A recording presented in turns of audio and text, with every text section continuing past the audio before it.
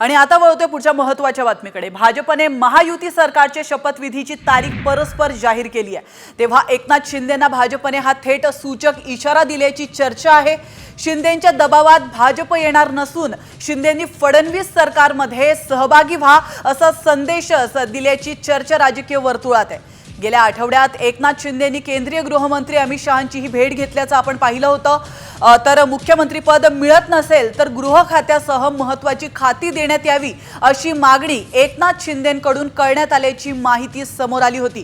त्याशिवाय विधान परिषदेच्या सभापती पदाची ही मागणी करण्यात आली होती।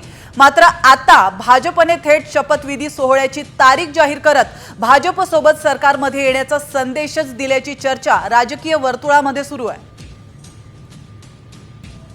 तर आपण पाहतोय भाजपकडून परस्पर शपथविधी सोहळ्याची तारीख जाहीर करण्यात आली आहे। सरकारमध्ये सहभागी होण्याचा शिंदेंना भाजपकडून संदेश देण्यात आलाय। शिंदेंची गृहमंत्री पदासह अन्य महत्त्वाच्या खात्यांची मागणी असल्याची माहिती सूत्रांनी दिली। गृह खातं कोणत्याही परिस्थितीत सोडणार नाही असं भाजपनं म्हटलंय। शिंदेंच्या दबावात येणार नसल्याचा